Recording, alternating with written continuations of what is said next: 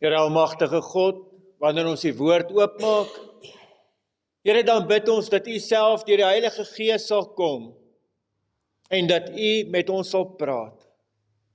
Ja, Here, kom dra U self U woord ook in ons harte in. En kom spreek, Here, want U kinders luister. Amen.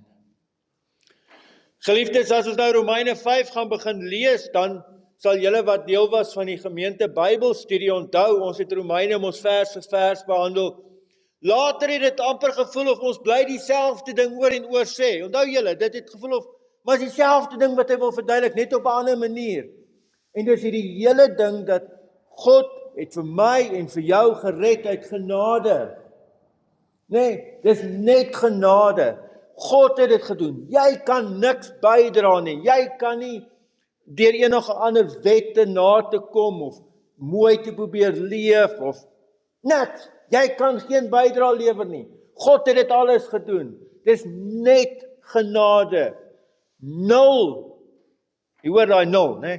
Nul bydra van jou kant af. God het dit gedoen. En dan begin ons teks met die woord omdat. Nee, omdat dit waar is, omdat God dit alles gedoen het, nee. So kom ons lees dit.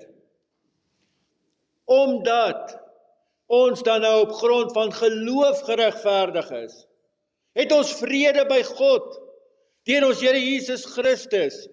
Deur hom het ons in geloof ook toegang verkry tot hierdie genade waarin ons vas staan. En ons beroem ons op die hoop om deel te kan hê in die heerlikheid van God. Maar dis nie al nie. Ons beroem ons ook op ons verdrukking, omdat ons weet verdrukking bewerkstellig volharding, en volharding lei tot betroubaarheid, en betroubaarheid tot hoop, en die hoop beskaam nie. Want God se liefde is in ons harte uitgestort deur die Heilige Gees wat aan ons gegee is. Toe ons nog magteloos was, het Christus immers op die regte tyd vir goddeloses gesterf. 'n Mens sal nie maklik vir 'n regverdige persoon sterf nie. Al sou 'n mens dalk nog nie moed hê om vir so 'n goeie persoon te sterf. God bewys egter sy liefde vir ons daaraan, dat Christus vir ons gesterf het, toe ons nog sondaars was. Hoeveel te meer sal ons dan deur hom van die oordeel gered word, nou dat ons deur sy bloed geregverdig is, as ons, toe ons nog vyande was, met God versoen is deur die dood van sy seun. Hoeveel te meer sal ons deur sy lewe verlos word, nou dat ons met hom versoen is. Maar dis nie al nie. Ons vind ons roem ook in God deur ons Here Jesus Christus, deur wie ons nou die versoening ontvang het. Sy geliefdes, ons lees tot sover hierdie ongelooflike teks. Hierdie teks praat van die vrede wat daar tussen ons en God nou is. Dat Christus dit kom bewerkstellig het. Dat daar hierdie vrye toegang, tot die genade. En nou moet jy onthou, hierdie vrede, dis nie soos my en jou vrede wat baie keer 'n skietstilstand is nie. Nee, mense sluit 'n vredesverdrag, is eintlik 'n skietstilstand en ons hou almal asems op vir wanneer begin hulle weer op mekaar te skiet. Nou baie keer in ons huise werk dit ook so. Een van ons maak droog en dan kom sê jy en jy bely is jammer en daar word 'n paar woorde gesê en dan dis nou verby. Maar joh, jy weet daai atmosfeer en daai spanning is nog daar, nê? Jy kan dit met 'n mes aanvoel. Dis nie dit nie. God se vrede gebeur omdat die prys volledig betaal is. Die Here Jesus Christus het in my en jou plek al ons skuld gevat en hy het dit uitgewis. Jy staan nou voor God asof jy nog nooit in jou lewe enige oortreding begaan het.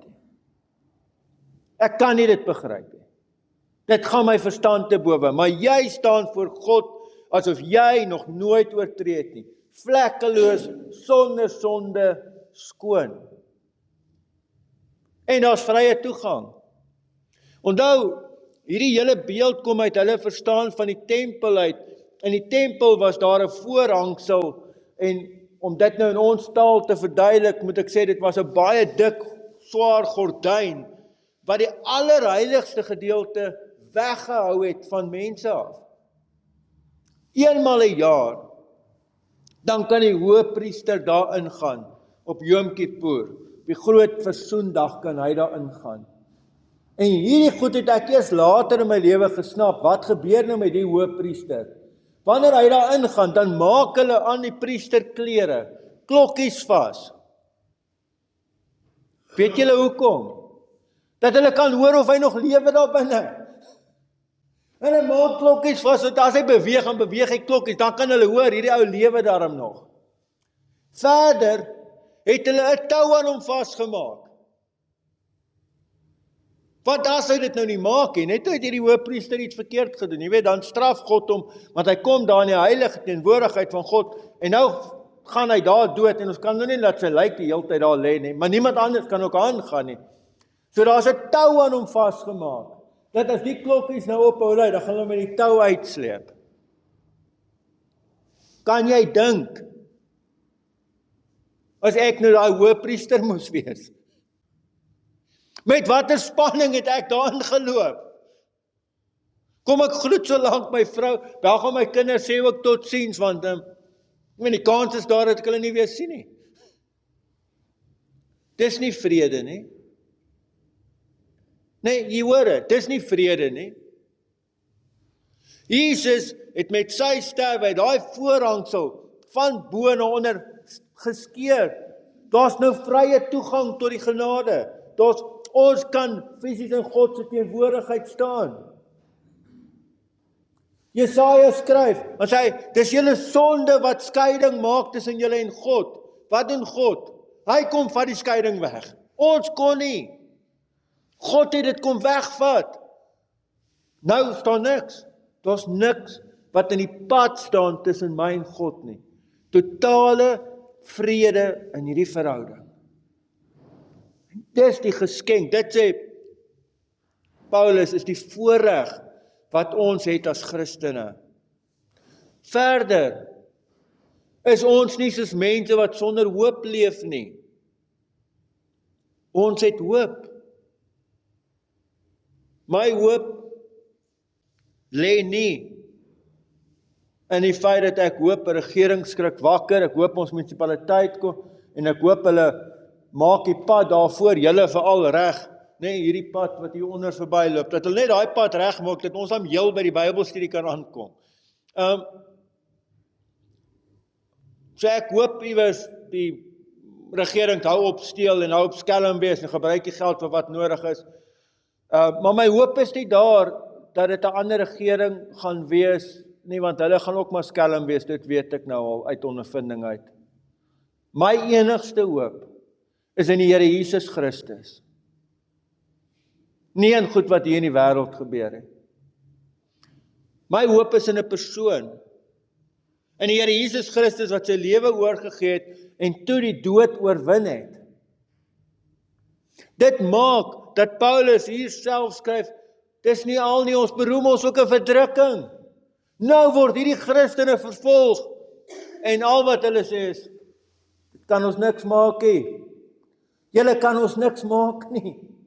Ons behoort aan die Here. Ons behoort aan die Here Jesus Christus. Hy is die Here. Hy regeer, ek is veilig in sy hand. Julle kan selfs my liggaam hier op 'n brandstapel sit en dit doodmaak, maak my niks nie. Want ek behoort aan my verlosser, aan die Here Jesus Christus. Hulle kan niks aan my doen nie. Ek wens ons kon weer daai moed gehad het van daai eerste Christene.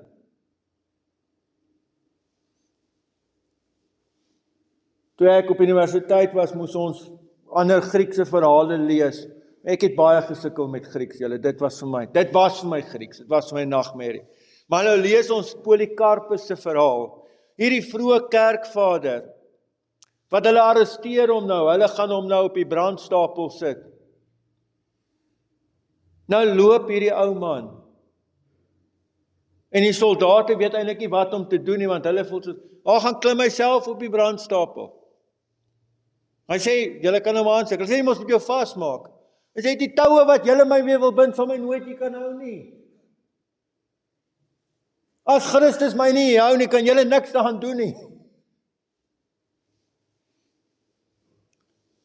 Mense het gewilliglik hulle lewe opgeoffer ter wille van Christus, want hulle het geweet, die wêreld kan my niks meer maak nie.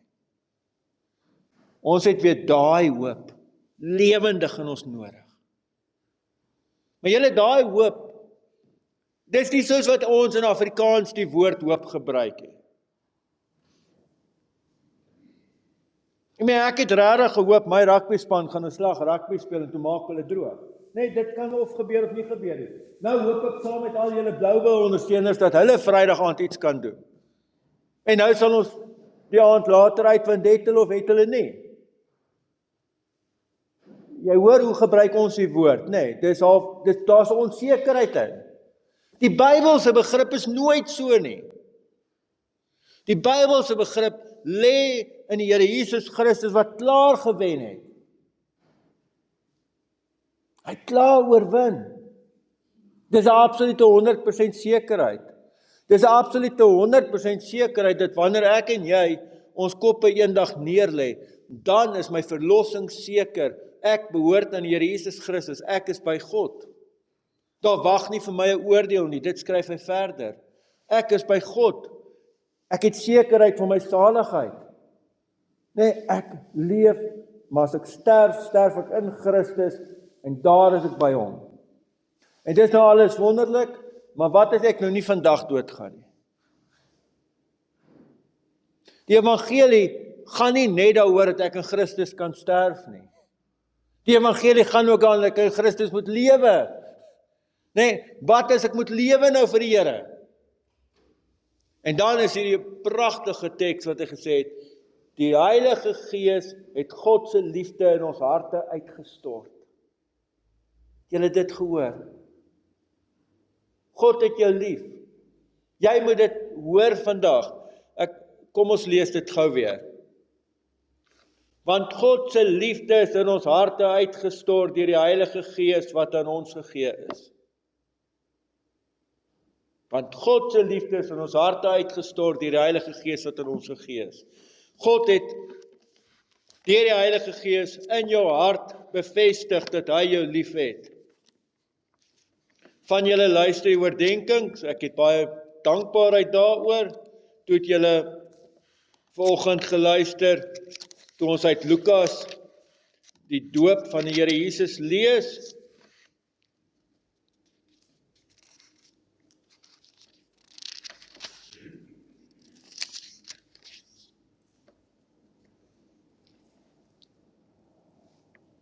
In die tyd toe die hele volk gedoop is ook Jesus gedoop, en terwyl hy besig was om te bid, het die hemel oopgegaan, en die Heilige Gees het in die sigbare vorm soos 'n duif op hom neergedaal. Daar het ook 'n stem uit die hemel gekom, jy is my geliefde seun, oor jou verheug ek my. Nou ons hoor dit alles, en dit is wonderlik, en ons hoor dit as 'n bevestiging van Jesus se bediening, want dit is waar sy bediening begin eintlik. Hier, wat ek en jy vergeet, is dat deur alles wat Jesus gedoen het, deur alles wat Paulus so mooi vir ons verduidelik in Romeine, word ek en jy ook kinders van God. Word ek en jy broers en susters van ons Here Jesus Christus. Ons sê dit mos, ons groet mekaar so, broers en susters. En dan is hierdie woorde, word dan ook van my en jou waar, dat God na my en jou kyk en sê, jy is my geliefde seun, jy is my geliefde dogter.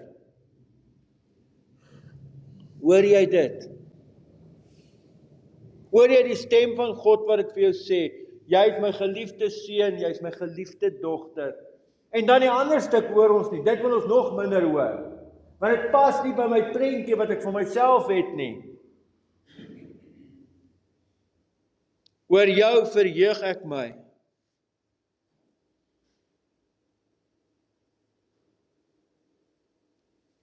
Want ek dink altyd, God kyk na my en dink hy, joh, Rudy, ek kon regtig 'n beter dominee gewees het. Nee, wie kon dit beter gedoen het? Of ek dink oor al my sonde goed. God doen nie dit nie. God kyk na my en ek is skoon gewas van alles deur die bloed van ons Here Jesus Christus. En God kyk na my en al wat hy dink is, ek is lief vir jou. En ek verheug my oor jou. God glimlag oor jou. Dit is ook nie 'n nuwe gedagte in die Bybel nie. Ek lees in Sefanja 3 vers 17, dat die Here daar sê, ek is stil tevrede in my liefde vir jou. Ek is stil tevrede. God is tevrede. Hy is tevrede met jou. Baie keer voel ek is nog skaam voor God, want wat? Ek nou eendag sit ek voor die Here en ek dink, Here, as U maar geweet het. Maar hy weet in 'n geval dit alles. Ek kan nie vir hom sê as hy geweet het, hy weet alles van my. Hy weet elke gedagte, elke droog maak, elke sonde wat ek in my lewe gedoen het, of net aan gedink het, weet hy. En God kyk na my en sê, nee, stop, ek het jou lief, ek is stil tevrede in my liefde vir jou.